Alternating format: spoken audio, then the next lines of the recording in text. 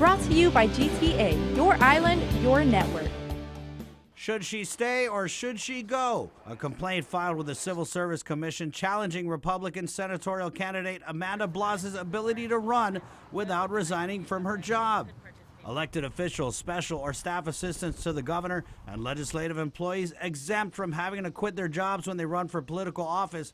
But the question is, what exactly is Amanda Blas? Executive director or special assistant? She's listed on the governor's staffing pattern as an executive director of the Commission on Decolonization. She would have to be a special assistant in order to run. Calvo telling KUAM News this would ultimately be decided on by the CSC if they think the written complaint is worth investigating. Administration candidate Jose A. San Augustine was detailed to head Veterans Affairs, but unlike Blas, he's still listed as a special assistant on GovGuam staffing patterns. Blas, who cost the people of Guam $104,000 in salary and benefits a year, says it doesn't matter what the governor's staffing pattern says. She ain't going anywhere. I am a special assistant. Special assistants get assigned various tasks. One of my tasks would be to serve as the executive director for Commission on Decolonization. So how do you respond to people who are saying that you're listed on staffing patterns as an executive director and you've signed off on financial disclosures as an executive director and not a special or a staff assistant? That's my title, yes. But like I said, I am a staff assistant. I do other functions as needed for the governor. So that's what it is. That's how it is. Indeed, it is what it is. While Blas, Special Assistant Alfredo Antolin, and two new staff assistants transferred from GITA so they wouldn't have to quit their day jobs to run for senator, Julius Cesar Santos and Tello Taidagui, they all get to run for senator with a taxpayer-funded safety net. But others have to make big sacrifices if they want a seat in the Guam legislature. Meet Sabina Perez, a Democrat senatorial candidate and public school teacher for 9 years.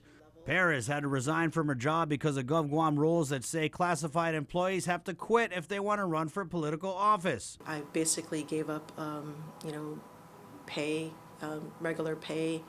I gave up my health care insurance. Losing health care is a big issue for me. If you lose your job, it's something that to think about because health care is very expensive. Legislative employees Harold Cruz and Jermaine Alerta also running for senator. As legislative employees, they're exempt from having to resign. Cruz, a Republican candidate, is Senator Will Castro's chief of staff, and he makes $45,000 a year.